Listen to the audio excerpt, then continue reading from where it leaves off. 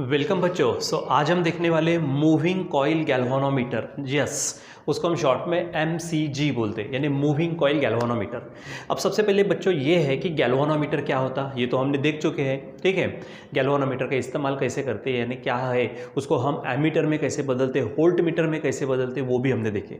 तो सबसे पहले अगर बात करते हैं तो गैल्वानोमीटर क्या करता है, तो वो करंट डिटेक्ट भी करता है और मेजर भी करता है। ठीक है, यानी सिंपल इलेक्ट्रिकल डिवाइस है which measures the current or detects the current आप बोल सकते हैं। ठीक है, and by making some arrangement that galvanometer can be converted into ammeter as well as voltmeter, हमने ये देखा। ठीक है, उसके बाद में अगर हम बात करेंगे हमारे गैल्वानोमीटर की, तो गैल्वानोमीटर बच्चों दो टाइप के होते हैं, जिसमें एक होता है मूविंग मैग्नेट गैल्वानोमीटर, जिसके अरेंजमेंट में मैग्नेट क्या होता है, मूव होता है, रोटेट होता है। ठीक है, और दूसरा होता है मूविंग कॉइल गैल्वानोमीटर। ठीक है, तो मूविंग कॉइल गैल्वानोमीटर में क्या होता है कि उसमें जो कॉइल होती है वो कॉइल क्या होती है, वो मूव होती है, रोटेट होती है। ठीक है, उसमें भी हमारे पास जो मूविंग कॉइल गैल्वानोमीटर है उसमें भी हमारे पास अगर देखते हैं तो उसमें भी दो प्रकार होते हैं। एक होता है सस्पेंडेड टाइप, एक होता है हमारे पास क्या सस्पेंडेड टाइप, और एक होता है पिवोटेड टाइप। ठीक है, सस्पेंडेड टाइप मतलब क्या है कि जो कॉइल होती है, कॉइल को सस्पेंड किया जाता है। ठीक है, और पिवोटेड टाइप यानी जैसे अगर मान लीजिए ये किसी कोई का पॉइंटर है, उसके ऊपर में कॉइल को रख दो, किसी के ऊपर रख देना यानी पिवोट करना, और किसी को लटका देना, उसको बोलेंगे हम सस्पेंडेड टाइप। ठीक है, तो हमारे पास है moving coil galvanometer suspended type. यहाँ पर हम हेडिंग डाल देते suspended type moving coil galvanometer, suspended type. ठीक है, यानी यहाँ पर जो हमें कॉइल मिलने वाली है उस कॉइल को हम क्या करेंगे, सस्पेंड करेंगे। ठीक है, अब हम चलो देखते हैं यहाँ पर कि इसके किस तरह से कंस्ट्रक्शन होती है। ठीक है, तो सबसे पहले बच्चों मैं यहाँ पर जैसे हेडिंग डालूंगा मैं पहले कंस्ट्रक्शन की। ठीक है, तो अच्छा एक काम करते हैं, कंस्ट्रक्शन के पहले थोड़ा सा हम प्रिंसिपल भी देख लेते हैं। ठीक है, सबसे पहले क्या देखेंगे, प्रिंसिपल। अगर मान लीजिए क्या होता है कि हमने अगर ये ऑलरेडी हम देख चुके हैं, अगर मान लीजिए कि ये हमारे पास में यन है, यस है, यानी यहाँ पर मैग्नेटिक फील्ड तैयार की हुई हमने, और हम यहाँ पर क्या करते हैं, एक आधी कोई कॉइल अगर इसके बीच में क्या करते हैं, रख देते हैं।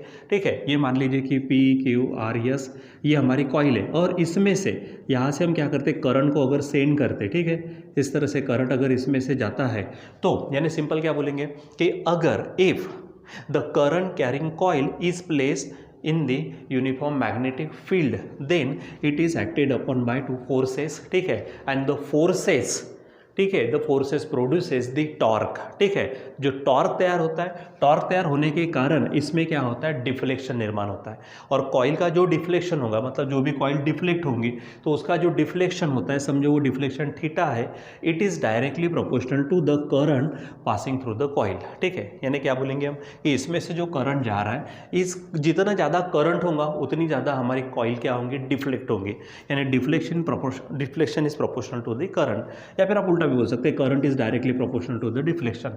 ज़्यादा डिफ्लेक्शन है इसका मतलब उसमें से करंट ज़्यादा जा रहा है। तो ये हमारा क्या है, उसका प्रिंसिपल है। ठीक है, तो प्रिंसिपल क्या कहता है यहाँ पर।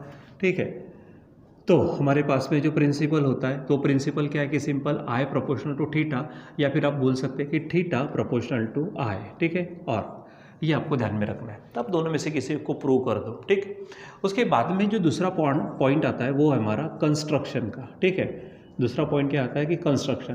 तो यहाँ पर कंस्ट्रक्शन कैसे, तो सबसे पहले फिर से एक बार रिपीट करना चाहूँगा, यहाँ पर प्रिंसिपल क्या है हमारे पास में। ठीक है, इसका प्रिंसिपल जो है वो इस तरह से है कि हम यहाँ पर करंट जितना ज़्यादा सेंड करेंगे उतना ज़्यादा जो कॉइल है उसमें ट्विस्ट आएगा, उसमें डिफ्लेक्शन आएगा, यानी डिफ्लेक्शन प्रोपोर्शनल टू करंट बोलो, या फिर करंट प्रोपोर्शनल टू डिफ्लेक्शन। ये उसका हो गया प्रिंसिपल। दूसरी बात उसका कंस्ट्रक्शन। अब कंस्ट्रक्शन में क्या होता है, तो सबसे मेन चीज़ है यहाँ पर कॉइल होती है। अब बच्चों कॉइल क्या होती है, जैसे मैं यहाँ पर आपको कॉइल दिखाना चाहूँगा। ठीक है, ये मेरे पास में कॉइल है, लेकिन ये क्योंकि छोटी है तो आपको बड़ी इसमें मैं थोड़ा सा मैच बॉक्स के हिसाब से बताने वाला हूँ। ठीक है, आप एक देखो, ये स्पेशली आपको रेक्टेंगुलर कॉइल दिख रही है, और इसके ऊपर में कॉपर वायर यहाँ पर क्या किया गया है, उसके ऊपर वाउंड किया गया है। ठीक है, ये छोटी सी। अब मैं इसको क्या कर देता हूँ, इस तरह से मान लीजिए एक फ्रेम होती है। ठीक है, इस तरह से फ्रेम दिखेंगी आपको, आपको, ठीक है। देखो ये दिख भी रही है, ये छोटे इसमें, इसको मैंने बड़ा इसमें बना दिया। अब इसके ऊपर में बहुत सारे क्या होते हैं, इसके ऊपर में वाइंडिंग्स होती है कॉपर, देखो बहुत ही बारीक है और बहुत सारे इसके ऊपर वाइंडिंग्स है। इसको मैंने एक्चुअली गैल्वानोमीटर में से निकाला हुआ है, ठीक है। तो ये छोटी सी कॉइल है, इसके ऊपर में क्या है, यानी एक फ्रेम है, रेक्टेंगुलर फ्रेम है, उसके ऊपर में कॉपर वायर क्या किया गया है, जो भी यानी कंडक्टिंग वायर है उसके ऊपर में वाउंड किया गया है, ठीक है। अच्छे नंबर ऑफ टर्न्स है, लार्ज नंबर ऑफ टर्न्स, तो इसको ही हम फिर क्या बोलेंगे, कॉइल बोलेंगे, ठीक है। तो ये कॉइल है जो कि अभी देखो इसमें थोड़ी इसमें बड़ी इसमें बताता हूँ, ठीक है। अब ये ऐसा है एक्चुअली, अगर साइड में देखेंगे तो साइड आपको इस तरह से देखेंगे जिसके ऊपर बहुत सारे वायर के वाइंडिंग्स होंगे, ठीक है। और अगर आप फ्रंट देखेंगे यानी क्रॉस सेक्शन देखेंगे तो ये क्रॉस सेक्शन आपको इस तरह से नजर आएगा, ठीक है। इसकी लेंथ होंगी, ब्रेड होंगी, ठीक है। तो मान लीजिए, और उसको क्या करना है, बस थोड़ा सा ध्यान में रखेंगे, यहाँ पर इसको हम रेडियल मैग्नेटिक फील्ड में रखेंगे, ठीक है। तो सबसे पहले हमारे पास में मान लीजिए कि मैं ये कॉइल आपको बता देता हूँ जो कि रेक्टेंगुलर इन शेप, ठीक है। शेप में क्या रेक्टेंगुलर है, वो PQRS समझो, ठीक है। और इसका एक सिरा यहाँ से ऐसा आया, इधर से करंट हम सेंड करने वाले, यानी करंट मान लीजिए कि करंट की कंस्ट्रक्शन में यहाँ पे इधर बता देता हूँ, इधर में करंट इस तरह से आएगा, ठीक है। मान लीजिए ऐसा जाएगा इस तरह से, ठीक है।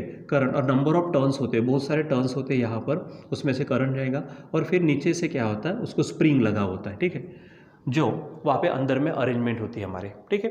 ताकि स्प्रिंग इसलिए क्योंकि अगर डिफ्लेक्ट हो जाने के बाद स्प्रिंग उसको क्या करेगा, वापस भी लाएगा। स्प्रिंग के एवज में हमारे पास में जो हम जो कॉपर वायर यूज़ करते हैं या फिर उसी को हम लगा देते फाइबर जो कि फॉस्फर ब्रांच का बना होता है, ठीक है। ये अभी आप ध्यान में रखना। फिर उसके बाद में हम क्या करेंगे, ये पूरी की पूरी कॉइल को हम हॉर्सशू टाइप जो मैग्नेट होते हैं हमारे, उसमें हम रख देंगे, ठीक है। यानी जो रेडियल मैग्नेटिक फील्ड निर्माण करे, ठीक है। रेडियल मैग्नेटिक फील्ड निर्माण करने के लिए हॉर्स शू टाइप मैग्नेट जो आर्टिफिशियली बनाए जाते हैं, आप देखेंगे अभी specially horse shoe type magnet है, इसके अंदर में क्या होती है, वो कॉइल को रखा जाता है, जो मैंने अभी थोड़ी देर पहले छोटी वाली जो कॉइल आपको बताई थी, इसके अंदर में उसको रखा जाता है, ठीक है। यानी ये जो कॉइल है ये इस तरह से, देखो दिखने के लिए डायग्रामेटिकली हम इस तरह से बताएंगे, लेकिन असल में होगा ये, हम घोड़े की नाल बोलते हैं ना, तो उसको हॉर्स शू टाइप मैग्नेट बोलते हैं। तो इसके अंदर में हम क्या करने वाले, इस कॉइल को हम रखेंगे जिसको हमने नाम दिया PQRS, ठीक है। अब कॉइल कैसे बनती है, तो coil consist of rectangular frame, ठीक है, around which the copper wire या फिर कंडक्टिंग वायर इज बाउंड, ठीक है, जो मैंने अभी थोड़ी देर पहले आपको बताया, ठीक है। उसके बीच में क्या होता है, फिर यहाँ पर ये जो कॉइल होती है, ये कॉइल के ही बीच में एक मैग्नेटिक कोर होता है, ठीक है। यहाँ पे क्या करेंगे, सॉफ्ट आयरन कोर, जो सॉफ्ट आयरन सिलेंडर का बनाऊंगा वो आपको मैं बताना चाहूँगा। यहाँ पर आप देख रहे हो ये जो छोटा सा सिलेंडर टाइप दिखता है, तो ये जो छोटा सा सिलेंडर टाइप है इसको हम कोर बोलेंगे। यहाँ पर क्या होता है कि ये जो कॉइल है, इस कॉइल के बीच में इसको ऐसा फिट किया जाता है। आप देखेंगे यहाँ पर प्रैक्टिकली ये इसमें फिट किया जाता है इस तरह से। अब क्योंकि खोला हुआ है, पूरा टूटा हुआ, तो ढंग से दिख नहीं पाएगा। देखो ये कॉइल के अंदर में, ठीक है, आप इधर से देख सकते हैं, ये कॉइल के अंदर में यहाँ पर क्या है, ये छोटा सा सिलेंडर है जो कि सॉफ्ट आयरन से बना है, जिसको हम कोर बोलेंगे, सॉफ्ट आयरन कोर, ठीक है। वो इसलिए रखते हैं ताकि हमारी जो मैग्नेटिक फील्ड है उसको हम और स्ट्रॉन्ग बना सके, ठीक है। अच्छा, ये पूरी की पूरी अरेंजमेंट आपको ऐसे दिखती नहीं, गैल्वानोमीटर आपको सीधा का सीधा एक डब्बे जैसा मिलेगा, बॉक्स जैसा, उसके अंदर में पूरी ये अरेंजमेंट होती है, ठीक है। फिर उसके बाद में ये जो कॉइल है, कॉइल को सस्पेंड कैसे करते हैं, तो bye means of fibre of phosphor branch, ठीक है। तो ये जो वायर होता है, ठीक है, ये वायर जो कि हमारे पास में कॉपर से है, अब इसी को क्या कहते हैं कि फॉस्फर ब्रांच फाइबर से किसको लटका देते हैं, ठीक है। फिर उसके बाद में यहाँ पर एक छोटा सा मिरर हम यहाँ पे लगा देते हैं। यम क्या है, यहाँ पर हमारा मिरर है, ठीक है, यम उसको नाम देते हैं, ठीक है। तो यहाँ पर एक मिरर है जो कि जैसे हम बिंदी लगाते हैं ना, टिकली जैसा, ठीक है, तो वहाँ पर उस टाइप का वो मिरर वहाँ पे लगा देते हैं और इसके सामने लैंप और स्केल की अरेंजमेंट रहती है, ठीक है। लैंप और एक बड़ी सी स्केल रहेंगे, उसके साथ बीच में लैंप रहेगा ताकि लैंप का जो भी लाइट है इसके ऊपर आएगा, अगर ये मान लीजिए कि ट्विस्ट होता है, डिफ्लेक्ट होता है, तो वो उसके बैक में, लैंप के बैक साइड में क्या होता है कि स्केल होती है, तो अगर मान लीजिए कि उसके ऊपर लाइट आएगा और ये अगर कॉइल डिफ्लेक्ट होती है, कॉइल डिफ्लेक्ट होंगे तो उसके साथ में जुड़ा हुआ वो फाइबर भी क्या होगा, वो फाइबर भी डिफ्लेक्ट ट्विस्ट होगा, ठीक है, तो वो इस तरह से घूम सकता है, ठीक है। और इसके ऊपर लाइट आ रहा है तो लाइट को क्या करेगा, रिफ्लेक्ट करेगा, जो रिफ्लेक्शन उस स्केल के ऊपर में दिखाया जाता है और उसी से हम वहाँ पर वो डिफ्लेक्शन निकालने के लिए तैयार हो जाते हैं। ठीक है, तो ये इस तरह से आपको अरेंजमेंट ध्यान में रखनी है। सिंपल क्या है, यहाँ पर ध्यान में रखो, ये जो कॉइल है इस तरह की बड़ी सी बता रहा हूँ मैं, इसके ऊपर में वाइंडिंग होती है वायर की। ठीक है, और इस कॉइल को bye means of phosphor branch, ठीक है, फॉस्फर ब्रांच नाम का, ठीक है, फॉस्फर, ठीक है, ब्रांच नाम का जो फाइबर होता है, ठीक है, वो फाइबर से इसको क्या कर देते हैं, हम लटका देते हैं। ठीक है, किस में रखते हैं इसको, हम रेडियल मैग्नेटिक फील्ड में रखते हैं। ठीक है, यानी ज़्यादा से ज़्यादा पूरे के पूरे मैग्नेटिक फील्ड क्या हो, इसी कॉइल के ऊपर में अप्लाई हो। ठीक है, उसके बाद में ये जो कॉइल है, इस कॉइल के बीच में हम सॉफ्ट आयरन कोर रख देते ताकि वो स्ट्रॉन्ग मैग्नेटिक फील्ड निर्माण हो सके। ठीक है, फिर ये जो फाइबर होता है, इस फाइबर को हम छोटा सा मिरर लगा देते ताकि इससे हम by using lamp scale arrangement we can find the deflection in the coil. ठीक है, कॉइल में कितना डिफ्लेक्शन होता है वो हम चेक करते हैं। ठीक है, अब चलो थोड़ा सा इसका यानी वर्किंग देखेंगे यहाँ पर हम। तो आप यहाँ पर देखिए, तो कुछ चीज़ें हम यहाँ पर ले लेते हैं। लेट मान लीजिए, ठीक है, कि यल क्या है, लेंथ ऑफ यल है हमारे पास में, लेंथ ऑफ कॉइल, कॉइल की क्या है ये लेंथ, जैसे ये पूरे रेक्टेंगुलर बताया ना हमने, तो मान लीजिए कि ये यल है और यहाँ से ये जो पोर्शन है ये हमारा क्या है, बी है। ठीक है, यानी बी क्या है, उसकी ब्रेड है। ठीक है, ब्रेड ऑफ कॉइल। ठीक है, और इसमें से जाने वाला करंट समझो क्या है, आई है, यानी करंट इन द कॉइल। ठीक है, current through the coil, through the coil, coil में से जाने वाला करंट। ठीक है, अब इसके पहले हम ऑलरेडी थ्योरी पढ़ चुके हैं कि अगर कोई मैग्नेटिक कॉइल, ठीक है, सॉरी, करंट कैरिंग कॉइल अगर हम किसी मैग्नेटिक फील्ड में अगर रख देते हैं तो उसके ऊपर में फोर्सेस एक्ट होते हैं। दूसरी बात यह है कि कोई कंडक्टर अगर है, वो कंडक्टर अगर हमने देखो यन टू यस है, मतलब जो हमारी मैग्नेटिक फील्ड है, magnetic field N S direction में होती है, यानी वो इस तरह से रहेंगे। तो यहाँ पर ये जो कॉइल है पी क्यू आर एस, इसकी जो दो साइड्स है पी क्यू और आर एस, ये उसको क्या है, पैरेलल या फिर एंटी पैरेलल, तो उनके ऊपर में किसी भी तरह का मैग्नेटिक फोर्स एक्ट नहीं होता। ठीक है, दूसरी बात हमने यहाँ पर देखा कि ये जो हमारी पी एस और ये जो हमारी क्यू आर है, ठीक है, ये जो दो साइड्स है ये मैग्नेटिक फील्ड को क्या है, परपेंडिकुलर, तो उनके ऊपर में फोर्सेस एक्ट होते हैं। जो लास्ट टाइम हम देख चुके हैं, यहाँ पर एक फोर्स तैयार होगा, इस तरह से फोर्स तैयार होगा, समझो F1 F2 है। ठीक है, और दोनों का मैग्नीट्यूड सेम होता है। ठीक है, उसके बाद डायरेक्शन अपोजिट होती है, और दो फोर्सेस जिसके मैग्नीट्यूड सेम है और डायरेक्शन अपोजिट है, तो वो क्या निर्माण करते हैं, टॉर्क निर्माण करते हैं। ठीक है, पहली बात तो इनका जो फोर्स है, ठीक है, वो फोर्स कितना एक्ट होता है उनके ऊपर में, जो यानी क्या बोलेंगे, फोर्स, ठीक है, forces acting on the sides, sides कौन सी पी एस पे और क्यू आर पर, P S and Q R. ठीक है, ठीक है, तो वो फोर्सेस कौन से रहते हैं, आई इंटू बी इंटू यल। अब बोलेंगे आई इंटू बी इंटू यल क्यों, असल में हमारे पास मैग्नेटिक फोर्सेस है आई इंटू बी इंटू यल, ठीक है, साइन थीटा। ठीक है, ये हमारे पास में, ठीक। अब अगर मान लीजिए कि ये पी क्यू और एस आर की बात करते हैं तो इसको पैरेलल होने के कारण थीटा क्या हो जाता है, जीरो, या फिर एंटी पैरेलल है तो 180, तो साइन जीरो साइन 180 जीरो होता, इसलिए उसके ऊपर कुछ भी किसी भी तरह के फोर्सेस एक्ट नहीं होते। उसके बाद में क्योंकि ये पी एस और क्यू आर परपेंडिकुलर है तो वहाँ पे फोर्स क्या होगा 90 और साइन 91 होता, इसलिए दोनों साइड्स पर कितने फोर्स एक्ट होते हैं, आई इंटू बी इंटू यल। ठीक है, अब इन फोर्सेस का जो मैग्नीट्यूड है वो सेम है और डायरेक्शन क्या है, अपोजिट है। ठीक है, ये ध्यान में रखना, कुछ चीज़ें मैं यहाँ पे लिखता नहीं, तो ये दोनों फोर्सेस के मैग्नीट्यूड सेम है आई बी एल और डायरेक्शन क्या है, अलग है। तो दो ऐसे फोर्सेस जिसे हम कपल ऑफ फोर्सेस बोलते हैं, having same magnitude but different direction, produces the torque. तो यहाँ पर टॉर्क तैयार होगा एक्टिंग ऑन द कॉइल। ठीक है, यानी क्या बोलेंगे यहाँ पर हम, torque, torque acting on the coil, coil के ऊपर में जो टॉर्क एक्ट होगा, तो टॉर्क इज इक्वल टू क्या रहता, वन ऑफ द फोर्स, ठीक है, किसी एक फोर्स उसका मैग्नीट्यूड और परपेंडिकुलर डिस्टेंस, परपेंडिकुलर डिस्टेंस। ठीक है, तो यहाँ पर ये ध्यान में रखना, तो फोर्स कितना एक्ट हो रहा है दोनों के ऊपर में, आई बी एल, और परपेंडिकुलर डिस्टेंस है तो इनके बीच में अगर ये परपेंडिकुलर डिस्टेंस देखेंगे तो वो कितना रहेगा हमारा, बी इतना रहेगा। ठीक है, तो वो हो गया। उसके बाद में ये टॉर्क इज इक्वल टू क्या होगा, आई इंटू बी इंटू, मैं यहाँ पर ए लिखता हूँ। अब ए क्या चीज़ है, तो A is equal to L into B है, जो कि देखो यल इंटू बी, यल हमारी लेंथ है रेक्टेंगुलर कॉइल की और बी हमारी ब्रेड है। तो लेंथ इंटू ब्रेड हमको क्या देती है, एरिया। ठीक है, तो यहाँ पे क्या कहेंगे, एरिया ऑफ कॉइल। ठीक है, एरिया ऑफ कॉइल। ठीक है, तो ये हमारे पास में क्या है, torque acting on the coil है। अब बच्चों इससे क्या होगा कि ये जो हमारी कॉइल है ये इस तरह से डिफ्लेक्ट होंगी। ठीक है, डिफ्लेक्ट होंगी कॉइल, इसलिए इसको हम डिफ्लेक्टिंग टॉर्क भी बोलते हैं। इसको क्या बोलते हैं हम, डिफ्लेक्टिंग टॉर्क। यानी सिंपली कहेंगे कि डिफ्लेक्टिंग टॉर्क, शॉर्ट में लिख रहा हूँ मैं, डी टी, यानी deflecting torque is equal to क्या हो जाएगा, I into B into A. लेकिन ये हमने सिर्फ क्या किया, एक ही टर्न के लिए काम किया। यानी मान लीजिए कि हमने क्या सिर्फ विचार किया कि हमने एक ही राउंड लिया, किसका, वायर का। ठीक है, n नंबर ऑफ टर्न्स अगर है, यानी क्या बोलेंगे, for n turns of wire, wire के n टर्न्स के लिए हमारा डिफ्लेक्टिंग टॉर्क कितना हो जाएगा, तो n इंटू आई बी ए इतना हो जाएगा। समझो, इक्वेशन फर्स्ट है। ठीक है, अब यहाँ पर देखो क्या होने वाला है, ये कॉइल इस तरह से डिफ्लेक्ट होंगे। कॉइल किससे लटकाई है हमने, ये जो वायर है, ये जो फाइबर है जो हमारा फॉस्फर ब्रांच से बना हुआ है। ठीक है, तो इसके कारण जो अगर मान लीजिए कि इस तरह से इसको कोई चीज़ अगर टंगी हुई है, लटकी हुई है, अगर ये डिफ्लेक्ट होंगे तो वायर में भी क्या होगा, ट्विस्ट आएगा। वायर में भी इस तरह से ट्विस्ट आएगा।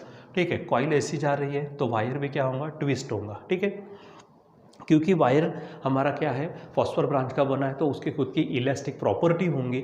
ठीक है, तो हम ये हमारे ऑसिलेशन में भी देख चुके हैं कि अगर मान लीजिए वो क्या होगा, ट्विस्ट होगा। ठीक है, तो वो क्या करने की कोशिश करेगा, रिस्टोर करने की कोशिश करेगा, अपने पोजीशन पर आने की कोशिश करेगा ड्यू टू इलास्टिक प्रॉपर्टी। ठीक है, तो यहाँ पर क्या होगा कि इसके ऊपर में फिर जो टॉर्क अप्लाई होगा, देखो डिफ्लेक्टिंग टॉर्क के कारण हमारी कॉइल डिफ्लेक्ट होंगी, ये जो फाइबर है ये फाइबर ट्विस्ट होगा, लेकिन ट्विस्ट होने के बाद इलास्टिक प्रॉपर्टी के कारण ये उसको वापस अपने पोजीशन में लाने की कोशिश करेगा। ठीक है, इसका मतलब इस कॉइल के ऊपर में फिर क्या होगा, रिस्टोरिंग टॉर्क एक्ट होगा। ठीक है, अच्छा, फिर रिस्टोरिंग टॉर्क कितना ज़्यादा, तो जितना ज़्यादा डिफ्लेक्शन होगा उतना ज़्यादा रिस्टोरिंग टॉर्क होगा। तो यहाँ पर मैं शॉर्ट में लिखता हूँ, restoring torque is directly proportional to the deflection in the coil. ठीक है, कॉइल में समझो ये थीटा क्या है, डिफ्लेक्शन है, तो कॉइल में जितना ज़्यादा डिफ्लेक्शन उतना ज़्यादा रिस्टोरिंग टॉर्क होगा। ठीक है, तो इसको थोड़ा सॉल्व कर लेते। तो restoring torque is equal to, कोई कांस्टेंट ले लो, समझो मैं कांस्टेंट लेता, सी, आप के वगैरह जो भी लेना ले सकते हैं, इंटू थीटा, यहाँ पर ये हो जाएगा। ठीक है, यहाँ पर सी क्या हमारे पास में, सी है हमारा, इसको हम टॉर्शनल कांस्टेंट बोलते हैं। क्या बोलेंगे इसको, टॉर्शनल कांस्टेंट, या फिर कांस्टेंट ऑफ प्रोपोर्शनलिटी तो है। ठीक है, या फिर या थीटा को इधर भेज देते तो restoring torque per unit deflection ऐसा बोल सकते हैं। ठीक है, तो ये हो जाएगा। फिर उसके बाद में हम देखेंगे कि अगर हम इक्विलिब्रियम कंडीशन की बात करते हैं तो इक्विलिब्रियम कंडीशन में क्या होगा, हमारा जो डिफ्लेक्टिंग टॉर्क है और जो रिस्टोरिंग टॉर्क है वो इक्वल हो जाएंगे। यानी क्या बोलेंगे, in equilibrium condition, equilibrium condition. ठीक है, इन इक्विलिब्रियम क्या हो जाएगा, deflecting torque is equal to restoring torque. ठीक है, अब डिफ्लेक्टिंग टॉर्क कितना है देखिए, तो ये है एन आई बी ए, और रिस्टोरिंग टॉर्क कितना हमारे पास में, ये इक्वेशन सेकंड समझो, तो इसको मैं सी थीटा बोल देता हूँ। ठीक, कहाँ से, फ्रॉम फर्स्ट एंड सेकेंड। ठीक है, अब आप यहाँ पे दो तरह से इसको सॉल्व कर सकते हैं। मैं यहाँ से समझो आई को अकेला करता हूँ, तो सी अपॉन एन बी ए उधर जाएगा, एन इंटू बी इंटू ए, और साथ में ये थीटा रहेगा। ठीक है, अब आप देखो सी खुद यहाँ पे लिखा हुआ है, कांस्टेंट है। अब एन नंबर ऑफ टर्न्स है जो अपने आप कम ज़्यादा नहीं होंगे, बी मैग्नेटिक फील्ड है, वो भी एक बार जो वहाँ पे जो मैग्नेट्स आप यूज़ करेंगे उसकी फिक्स रहेंगे, और ए एरिया ऑफ कॉइल है, तो कॉइल का एरिया भी अपने आप कम ज़्यादा नहीं होगा। मतलब ये पूरी चीज़ें C N B A R constant, ये सब क्या है, कांस्टेंट है, और इसीलिए आई इज इक्वल टू क्या होगा, कांस्टेंट इंटू थीटा हो जाएगा। इसलिए डायरेक्ट आप बोल सकते हैं कि I is proportional to theta, यानी जितना ज़्यादा डिफ्लेक्शन उतना ज़्यादा करंट समझिए, जितना कम डिफ्लेक्शन उतना ज़्यादा कम करंट समझिए। ठीक है, या फिर आप उल्टा समझेंगे, theta is directly proportional to current. ठीक है, करंट ज़्यादा जाएगा तो डिफ्लेक्शन ज़्यादा, करंट कम जाएगा तो डिफ्लेक्शन कम। ठीक है, और फिर वहाँ पे बराबर हम क्या करते हैं, मार्किंग करके रखते हैं, जिसको कैलिब्रेशन बोलते हैं हम। ठीक है, तो उसके अनुसार वहाँ पे देखो करंट जाएगा ही नहीं यहाँ पर तो डिफ्लेक्शन होगा नहीं, मतलब कुछ भी वहाँ पे करंट का डिटेक्शन होगा नहीं। ठीक है, ये नहीं, ये और ये सेंसिटिव भी रहता है, थोड़ा सा भी करंट जाएगा तो हमको क्या करेगा, वो डिफ्लेक्शन बताएगा। ठीक, तो इस तरह से हमारे पास में आई प्रोपोर्शनल टू थीटा, या फिर अगर इसको थोड़ा सा उल्टे इसमें, जैसे अगर मान लीजिए कि मुझे थीटा निकालना था तो ये सी आप इधर लेके चले जाते, आई को सेपरेट करते, तो वहाँ पर आपको थीटा प्रोपोर्शनल टू आई भी मिल जाता। ठीक है, तो इस तरह से बच्चों उसका जो प्रिंसिपल है वो प्रिंसिपल यहाँ पे प्रूव होता है, उसका कंस्ट्रक्शन इस तरह से, और इसकी वर्किंग में आप छोटी मोटी चीज़ें यहाँ पर बता सकते हो। यहाँ पे जो जो चीज़ें हम टर्म्स यूज़ करते हैं, ठीक है, वो यहाँ पर आप बताएंगे। ठीक है, तो क्या होता है हमारा galvanometer, galvanometer detects and measure the current and by some arrangement it can be converted into ammeter as well as volt meter. वो हो गया हमारा गैल्वानोमीटर। उसके दो टाइप ध्यान में रखेंगे, moving magnet galvanometer, moving coil galvanometer. जो मूविंग मैग्नेट गैल्वानोमीटर होता है उसका एग्जांपल अगर देखेंगे तो टेंजेंट गैल्वानोमीटर मिलता है, यानी यहाँ पर ऐसा ही है लेकिन थोड़ा सा फर्क आता है उसमें, I proportional to tan theta आता, इसलिए उसको टेंजेंट गैल्वानोमीटर बोलते हैं। ठीक है, फिर दूसरा कौन सा हमारा मूविंग कॉइल गैल्वानोमीटर, जिसमें दो तरह के, एक पिवोटेड टाइप और एक सस्पेंडेड टाइप। पिवोटेड टाइप में क्या होता है कि वहाँ पे जो कॉइल होंगी वो किसी एक आधे पॉइंटर के ऊपर में फिक्स की रहेंगी, वो और वहाँ पे फिक्स की रहेंगी मतलब उस पर रखी रहेंगी, और वहाँ से वो क्या होंगे, मूव होंगे। यहाँ पर हमने सस्पेंडेड टाइप लिया है, तो यहाँ पर फॉस्फर ब्रांच इस फाइबर से इसको रेडियल मैग्नेटिक फील्ड में हमने सस्पेंड करके रखा है। ठीक है, और फिर बाकी थ्योरी तो इस प्रकार आपके पास है ही, तो आप इसको समझने की कोशिश करें, और उसके बाद में जो नोट्स आपको भेजे जाते हैं, ठीक है, आप उसको भी पढ़ो, तो वहाँ पे आपकी पूरी आइडियाज़ क्या हो जाती है, क्लियर हो जाती है। ठीक है बच्चों, तो यहाँ पर अभी हम रुक जाते हैं, बाकी कंटिन्यू करेंगे बाद में। Till then bye.